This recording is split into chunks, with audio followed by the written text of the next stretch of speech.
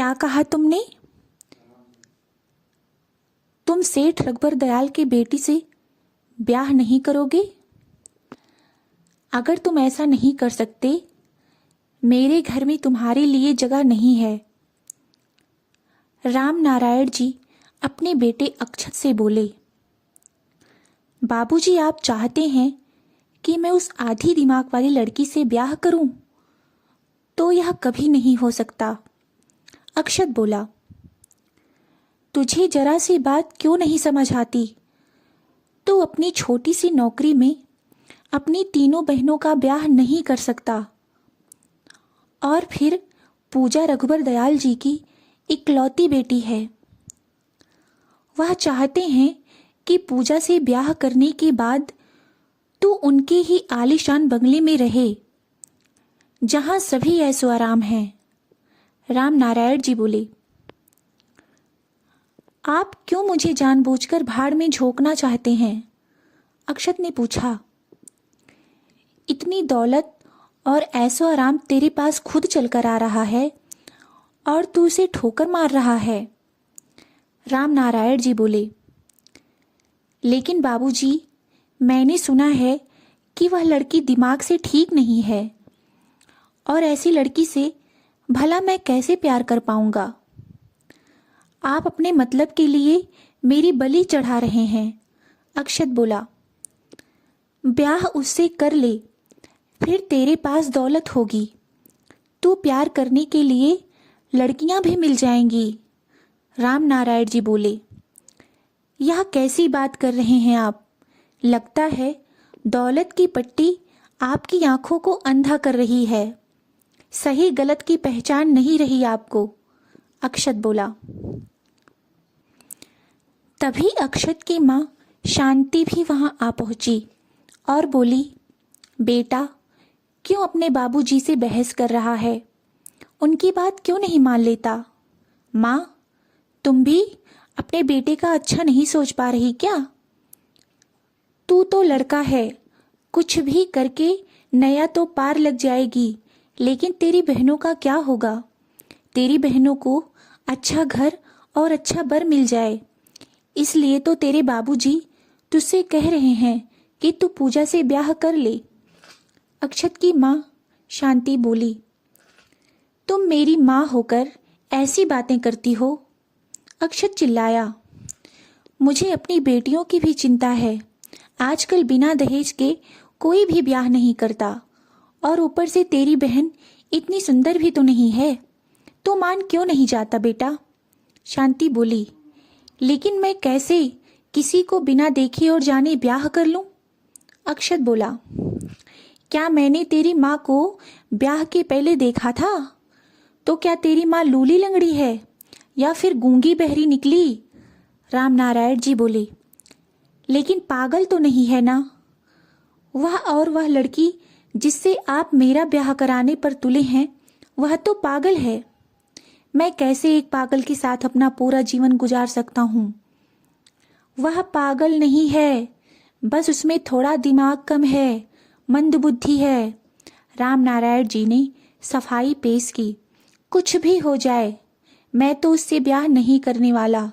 दुनिया क्या कहेगी मुझको कि रुपयों के खातिर बिक गया, एक पागल से ब्याह कर लिया। ब्याह नहीं करेगा? राम नारायण जी ने पूछा। नहीं, कभी नहीं। अक्षत बोला, मैं भी देखता हूँ कि तू ब्याह कैसे नहीं करता। आज से मैं भी भूख हड़ताल पर बैठ जाऊंगा। भला मैं भी तो देखूं कि तुझे अपने बाप की कोई कदर है भी या नहीं। राम नारायण जी बोले, यह तो नाइंसाफी है बाबूजी, आप ऐसा नहीं कर सकते। अक्षत बोला, मैं ऐसा ही करूंगा। मैं देखता हूं कि तू अपने आप को कितना 30 मार खा समझता है।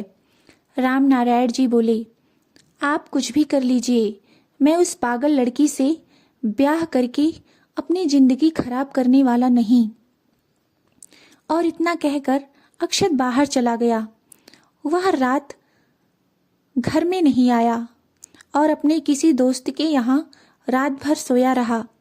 और दूसरे दिन जब वह घर लौटा तो उसके बाबूजी सचमुच भूख हड़ताल पर बैठ चुके थे और भूख प्यास के कारण उनका ब्लड प्रेशर बढ़ चुका था।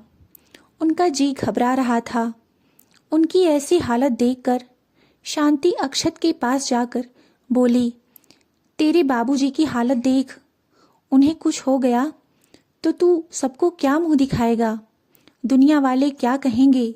थूकेंगे तुझ पर। सोच ले बेटा। और अगर मैंने उस पागल से ब्याह कर लिया तो दुनिया वाले क्या कहेंगे? तब भी तो थूकेंगे मुझ पर। क्यों बाबूजी मुझे इस ब्याह के लिए मजबूर कर रहे हैं?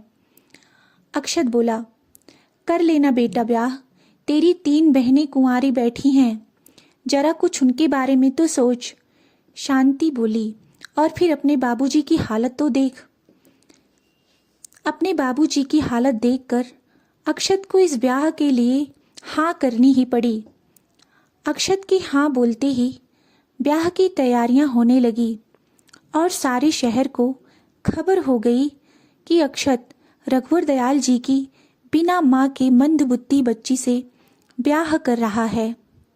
अक्षत को इस ब्याह में कोई दिलचस्पी नहीं थी, इसलिए ना तो वह लड़की देखने गया और ना ही सगाई की रस्म हुई। बात सीधी शादी तक जा पहुंची। अब वह अपने ऑफिस जाता तो लोग कानाफूसी करते हुए कहते, हाँ भैया, सब पैसों की माया है। यहाँ तो पैसों के लिए लोग इतना गिर जाते हैं कि पागल तक को अपना जीवन साथी मना लेते हैं। ना जाने भाई इस दुनिया को क्या हो गया है। लगता है सोचने समझने की शक्ति ही चली गई है। यह बातें सुनकर अक्षत का दिमाग खराब हो जाता।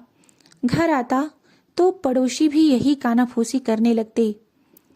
अब करोड़पति बनने वाला है अक्षत, एक पागल से शादी करके। यह सब बातें सुनकर अक्षत की गुस्से की सीमा ना रहती। फिर धीरे धीरे करके अक्षत की शादी का दिन भी आ ही पहुंचा। गैर मन से तैयार होकर अक्षत घोड़ी चढ़ा और बारात रघुवर दयाल जी की आलीशान बंगले पर जाकर पहुंची। बारातियों की खातिरदारी बिल्कुल शाही अंदाज में हुई। महंगे उपहार और अच्छा खाना दिया गया। बाराती बहुत खुश हो गए, लेकिन दूल्हे मियाँ का मुंह तो अभी भी फूला ही हुआ था। और फिर फेरों के लिए दुल्हन मंडप में आई। दुल्हन की खूबसूरती देखकर एक पल को सभी बाराती स्तब्ध रह गए। ऐसा रूप लावण्य किसी ने कभी भी नहीं देखा था। लेकिन अक्षत को अभी भी कोई फर्क नहीं पड़ा था। शादी की सभी रस्में पूर्ण हो चुकी थी। क्योंकि शादी उसी शहर में थी तो सभी बाराती अपने अपने घर वापस लौट गए। कुछ खास मेहमान बचे थे तो उनके ठहरने का इंतजाम रघुवर दयाल जी यानी कि अक्षत के पूजनीय ससुर जो बन चुके थे उनके बंगले पर कर दिया गया था। यह तय हुआ कि पूजा की विदाई सुबह होगी और शाम तक वह फिर अपने पति के साथ रघुवर दयाल जी के घर लौट आएगी। तभी बचे हुए बाराती उस रात रघुवर दयाल जी के बंगले पर ही ठहर गए थे और फिर अक्षत को भी उसकी शयन कक्ष में भेज दिया गया, जहां मोगरे और गुलाब के फूलों से बिस्तर और कमरे को बड़ी खूबसूरती के साथ सजाया गया था। सजे हुए कमरे को देखकर अक्षत का पारा और भी बढ़ गया और उसने खुद से नफरत होने लगी कि वह और एक मंदबुद्धि की आज की रात हरगिज नहीं।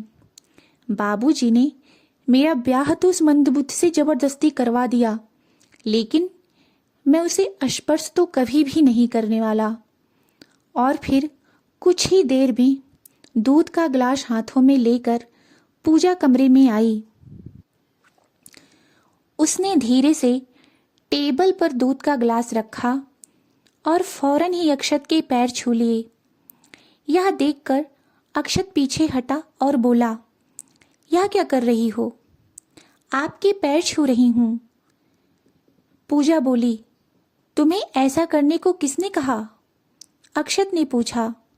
जी दादी कहती हैं कि पति भगवान का रूप होता है, उनके पैर छूने चाहिए और उनकी हर बात माननी चाहिए, इसलिए मैंने आपके पैर छुए। पूजा बोली, और क्या क्या कहती हैं तुम्हारी दादी? अक्षत का पारा थोड़ा कम हुआ और उसने पूछा, जी उन्होंने कहा कि अगर मैं आपके साथ अच्छे से पेश आऊंगी तो आप मुझे बहुत प्यार करेंगे, आपकी हर बात मानूंगी तो और लोगों की तरह आप मुझे पागल नहीं कहेंगे। मेरी हर बात मानोगी? अक्षत ने पूछा। जी, हमेशा आपकी हर बात मानूंगी। तो यह चादर और यह रही तकिया, तुम नीचे फर्श पर बिछाकर सो जाओ। अक्षत बोला, बस इतनी सी बात, लाइए मैं अपना बिस्तर बिछाकर नीचे सो जाती हूँ। और इतना कहकर पूजा ने फर्श पर चादर बिछा, तकिया रखा और लेट गई। वह कुछ देर ऐसे ही लेटी रही, फिर बोली, क्या मैं यह गहने उतार दूं? बहुत चुभते हैं। हाँ, उतार दो, अक्षत बोला। और फिर पूजा एक एक करके अपने गहने उतारने लगी। उसने अपने सिर की चुनरी एक तरफ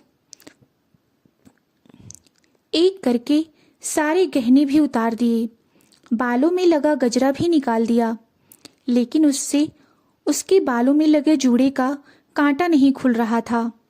तो उसने अक्षत से खोलने को कहा। अक्षत बोला, ठीक है, इधर आओ। और जब पूजा अक्षत के करीब गई तो पूजा के बदन से आती भीनी भीनी खुशबू से अक्षत मदहोश सा होने लगा। इतने में जूड़े का कांटा खुल गया और पूजा की काले घने लंबे बाल बिखर गए। तभी पूजा ने कहा, आप बहुत अच्छे हैं। दादी कहती थी, सही कहती थी। और अक्षत के गाल पर चुंबन लेकर वो फिर से फर्श पर बिछी चादर पर आकर लेट गई। इधर पूजट के चंबन से अक्षत बेचैन हो गया था। कुछ देर पूजा लेटी रही, फिर बोली, मुझे नींद नहीं आ रही। अक्षत ने पूछा, क्यों? जब तक दादी मेरा सिर नहीं सहलाती तब तक मुझे नींद नहीं आती। तो मैं क्या करूं? अक्षत बोला, मेरा सिर सहला दीजिए। मुझे नींद आ रही है, सोने दो, अक्षत बोला। ठीक है, आप सो जाइए, पूजा बोली। और फिर अक्षत सो गया। करीब 4 बजे अक्षत की नींद खुली। उसे वॉशरूम जाना था। उसने देखा कि पूजा अभी तक जाग रही है और कमरे के छत को निहार रही है। तब अक्षत ने पूछा, तुम सोई नहीं? मैंने कहा ना, जब तक दादी मेरा सिर नहीं सहलाती तब तक मुझे नींद नहीं आती, पूजा बोली। अजीब पागल लड़की हो। अक्षत बोला, जी मुझे तो सभी कहते हैं कि मैं पागल हूं। अरे मेरा वह मतलब नहीं था। अक्षत बोला, जी दादी ने कहा कि मैं आपसे बिल्कुल भी बहस ना करूं। पूजा बोली, ठीक है, मैं पहले वॉशरूम होकर आता हूं। और फिर जब अक्षत वॉशरूम से होकर आया तो उसने पूजा के सिरहाने बैठकर पूजा का सिर सहलाना शुरू कर दिया। तो धीरे धीरे नींद के आगोश में वह चली गई। सोती हुई पूजा अक्षत को बहुत मासूम सी लगी और उसने सोचा, इसका भी क्या दोष है, कितनी भोली है बेचारी।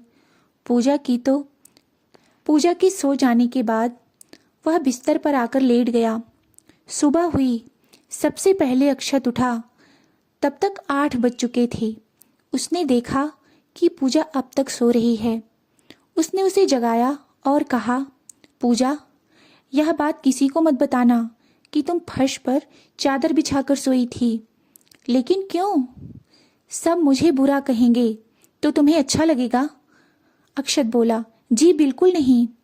मैंने कहा ना कि मैं आपकी हर बात मानूंगी और आपसे कुछ भी छुपाऊंगी नहीं। शाबाश, तुम तो बहुत समझदार हो। अब जाओ, जाकर तैयार हो जाओ, घर चलना है, वहां तुम्हारी मुंह दिखाई की रस्म होगी। मैं यह सब लेकर जाती हूँ, दादी मुझे तैयार करेंगी, पूजा बोली। ठीक है, अक्षत बोला। सुनिए जी, मैं इतना भारी लहंगा नहीं पहनना चाहती। क्या मैं साड़ी पहन सकती हूँ? हाँ ठीक है, साड़ी भी दादी मुझे पहनाएंगी, क्योंकि मुझे अभी तक साड़ी पहननी नहीं आती है। ठीक है, अक्षत बोला। तो अब मैं जाऊं? पूजा ने पूछा। हाँ जाओ। फिर पूजा तैयार होने चली गई। पूजा जब तैयार होकर आई तो उसने लहंगे की जगह अब लाल कलर की साड़ी पहनी थी और वह हौले हौले चल रही थी ताकि उसके सिर का पल्लू न सरके, और उसे औरतों ने अक्षत के साथ बिठा दिया और वह कार में चल पड़ी।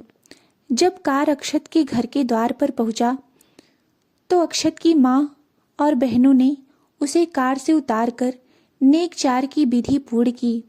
फिर भीतर जाकर मुंह दिखाई की रस्म के बाद पास पड़ोस की औरतें चली गई।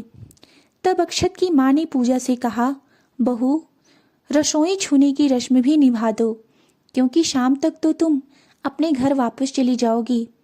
जी, मुझे दादी ने सब सिखाया है कि कैसे हलवा बनाया जाता है। मैं सब्जी और पूरी भी सीख कर आई हूँ। माँ जी, मुझे दादी ने ही खाना बनाना सिखाया है, क्योंकि मेरी माँ नहीं है। तो क्या आज से मैं आपको अपनी माँ मान सकती हूँ? पूजा ने इतना सब कुछ भोलेपन में कह दिया। पूजा का भोलापन देखकर शांति की आंखें भर आई। उसने मन में सोचा, बिन माँ की बच्ची है, कितनी भोली है, और हम सोच रहे थे कि इसके बाप ने हमें ठगा है। अरे ठगा तो हमने है इसके बाप को, दौलत के लिए। कौन कहता है कि यह लड़की मंदबुद्धि है? यह तो सारी दुनिया से परे है। इसके जैसा निर्मल मन तो किसी के भी पास नहीं होगा। फिर शांति ने उस दिन सच्चे मन से पूजा को अपनी बहू स्वीकार कर लिया। उसने पूजा को उपहार स्वरूप कंगन भेंट किए जो उसकी सास ने उसे दिए थे। कंगन पाकर पूजा बहुत खुश हुई। वह अपने साथ सबके लिए महंगे उपहार लेकर आई थी जो उसने सबको दिए। ऐसे ही बातों बातों में पूरा दिन निकल गया और पूजा के लौटने का समय हो गया। तब शांति ने अपनी बहू पूजा को अक्षत के साथ वापस भेज दिया। अपने मायके वापस जाकर सबसे पहले पूजा अपनी दादी के पास पहुंची और उन्हें दिन भर की सारी बातें बताई। दादी को संतोष हो गया कि पूजा धीरे धीरे सबके दिलों में जगह बना लेगी। रात हुई। पूजा पहली रात की तरह ही बिना कुछ कहे चादर फर्श पर बिछाकर सो गई। उसने अपना माथा सहलाने की जिद भी नहीं की, क्योंकि शायद वह आज बहुत थक गई थी, इसलिए लेटते ही सो गई। अक्षत बिस्तर पर लेटकर पूजा को निहारने लगा। उसने सोचा, कौन कहता है कि मंदबुद्धि है? या तो बहुत ही समझदार है। इसमें माँ के साथ इतना अच्छा बर्ताव किया कि माँ भी इसे अपनाने पे मजबूर हो गई। ये मंदबुद्धि नहीं है, बस दुनिया की चालाकी और चापलूसी से दूर है। और फिर यही सोचते सोचते अब वह भी सो गया। सुबह हो चुकी थी और अक्षत अभी भी सो रहा था। तब तक पूजा उसके लिए चाय लेकर आ चुकी थी। गीले बालों और बसंती रंग की पारदर्शी साड़ी में वह खूबसूरत लग रही थी। और फिर उसने अक्षत को जगाया और बोली, सुनिए जी, चाय पी लीजिए। अक्षत के कानों में पूजा की आवाज़ पड़ी तो वह जाग उठा और जो ही उसकी नज़र पूजा पर पड़ी तो वह उसे देखता ही रह गया, लेकिन बोला कुछ नहीं। फिर जब वो तैयार होकर नाश्ते की टेबल पर पहुंचा तो उसके ससुर जी बोले, दामाद बाबू, आप लोगों के लिए रानी बाग वाला बंगला खाली है, उसे तैयार करवा दिया गया है।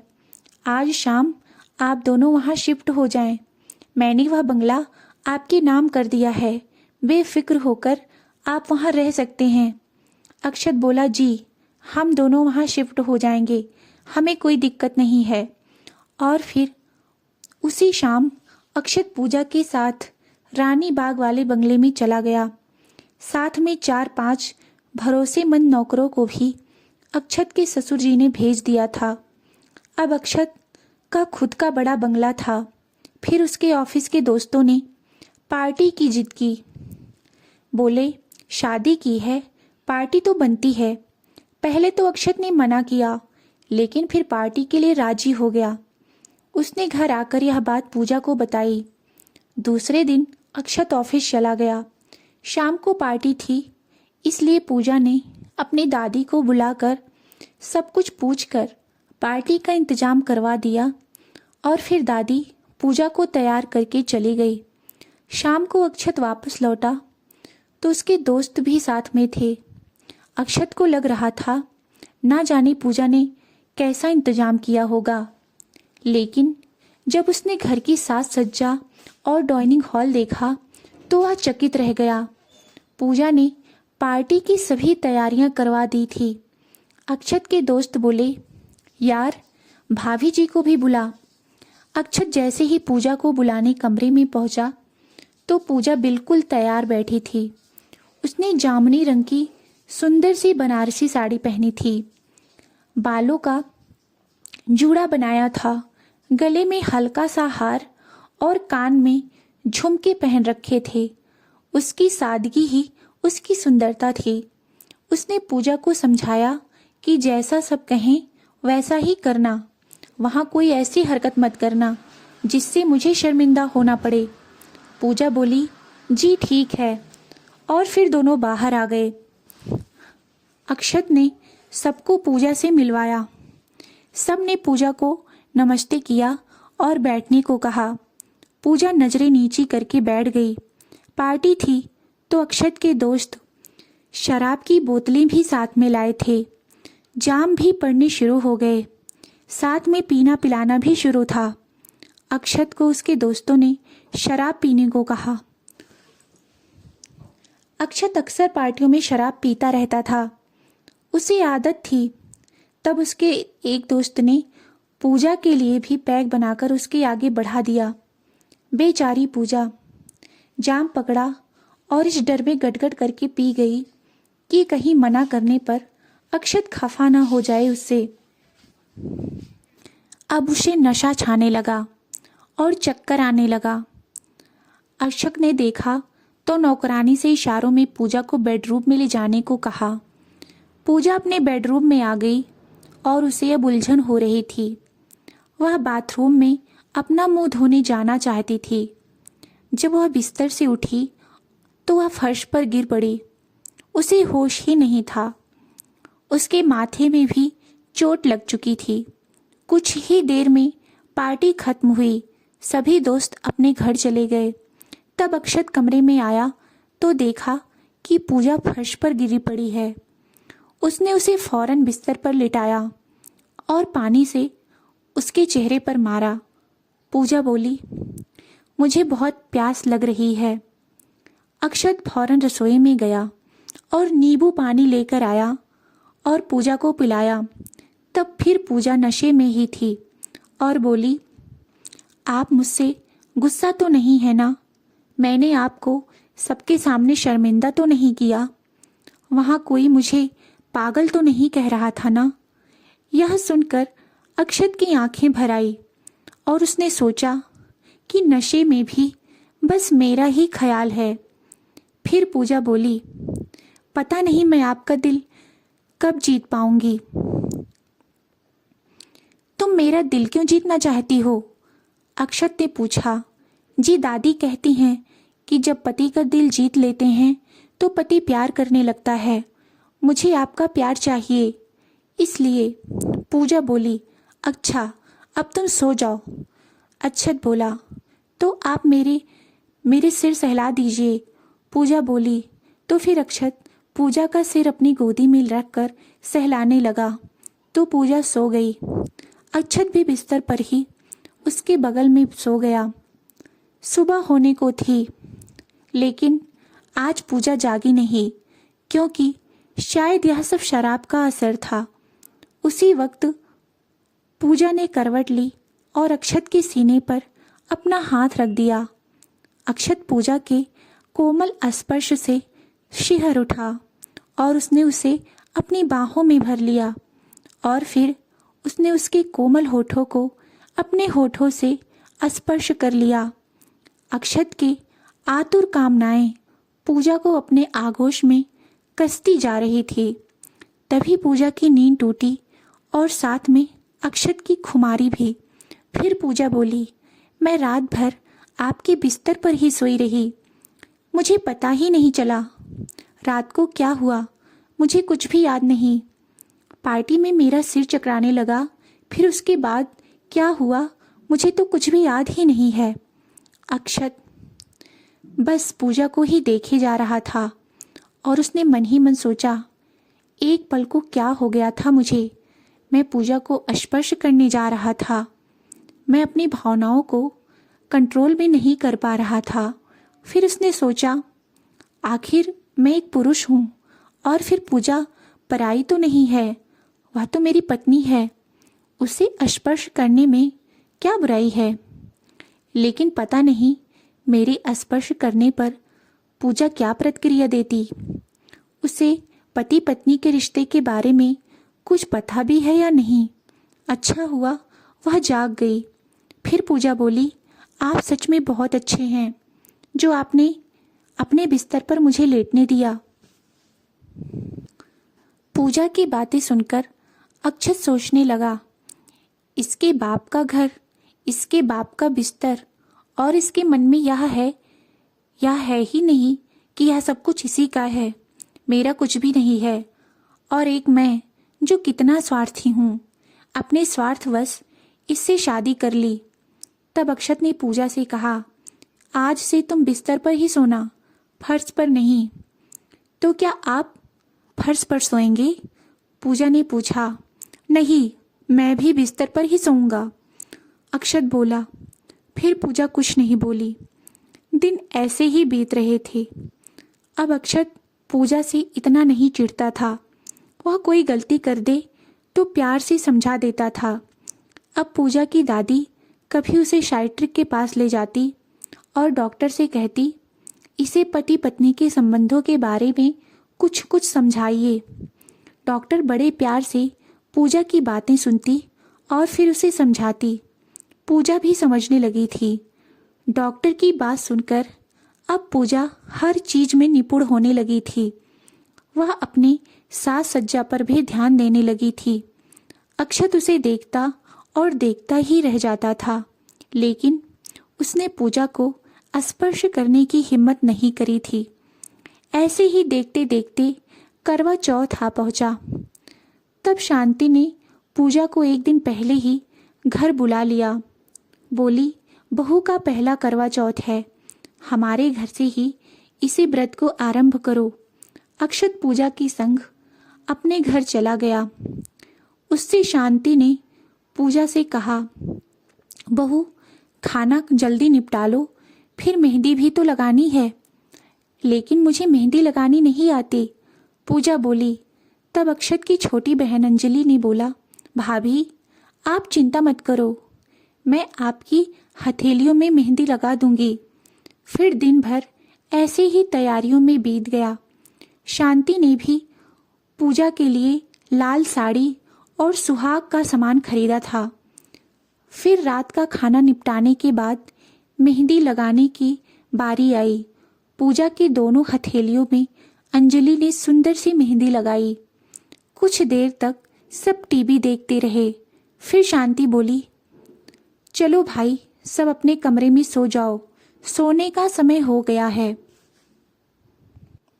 सुबह जल्दी उठना होगा। बहू यह सेब है और यह पानी, 12 बजे से पहले इसे खा लेना और खूब सारा पानी पी लेना, फिर दिन भर पानी नहीं मिलेगा। पूजा वहीं खड़ी थी, बोली, अभी तो 10 बजे हैं, 2 घंटे बाकी हैं। अभी तो जा अपने कमरे में आराम कर ले। तब तक शांति बोली और फिर पूजा अपने कमरे में आ गई। तो बाहर ही शांति ने अक्षत से कहा, वह तो नादान है, भोली है, तू सो मत जाना, 12 बजे से पहले उसे पिला देना और सेब भी खिला देना, ढेर सारा पानी पिला देना।